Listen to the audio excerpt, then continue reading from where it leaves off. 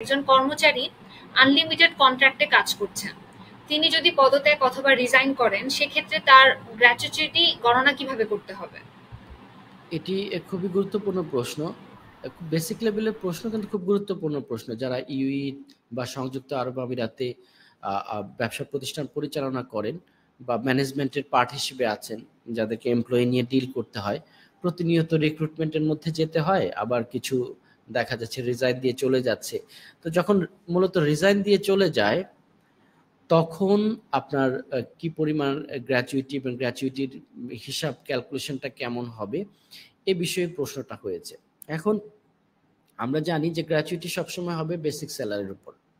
Basic salary যেটা আছে end of benefit সার্ভিসের বেসিক স্যালারিটা উপর নির্ধারিত হবে। এখন কর্মচারী যদি আপনার ১ বছরের বেশি সময় থাকে, তাহলেই গ্র্যাচুইটিটা পাবে। ১ বছরের কম সময় যদি সার্ভিস টেনর হয়, তাহলে গ্র্যাচুইটি আসবে না। আচ্ছা, কিন্তু ৫ বছরের কম সময় আছে, ১ বছরের বেশি, এরকম সময়সীমার মধ্যে আপনার ২১টা ওয়ার্কিং ডে সমতুল্য বা সমপরিমাণ প্রতি বছরে বেসিক যে স্যালারি হয় সেটা সে পাবে।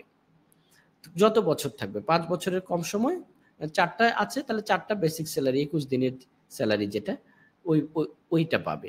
আর যদি ৫ বছর পার হয়ে যায়, তাহলে ৩০ দিনের বেসিক স্যালারি যে সমপরিমাণ, সেই হিসাবে সেটা পেয়ে যাবে। তাহলে কেমন হয় বিষয়টা? তাহলে ৩০ দিনের বেসিক স্যালারি আপনার ধরে নিচ্ছি, কথার কথা আসছে ৫,০০০ টাকা। তা আপনি আছেন ৬ বছর ধরে। তাহলে ৫-৬ ৩০,০০০ দিরহাম আপনার হবে, বেসিক স্যালারি যদি হয়। কিন্তু এটাকে মনে রাখতে হবে, এটা গ্রস স্যালারি হওয়া যাবে না। আবার এটা সর্বোচ্চ ২ বছরের বেতন যেটা আছে, এটার চেয়েতেও বেশি হওয়া যাবে না।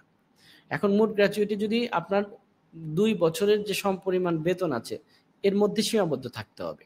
যদি এটার চেয়ে বেশি হয়, তাহলে ২ বছরের সমপরিমাণ যে স্যালারি আছে, এটা আপনি পাবেন। আর এর চেয়ে কম হলে, যেটা আপনার বেসিক স্যালারি অনুযায়ী যেটা আপনার প্রাপ্য, সেটা আপনি পেয়ে যাবেন।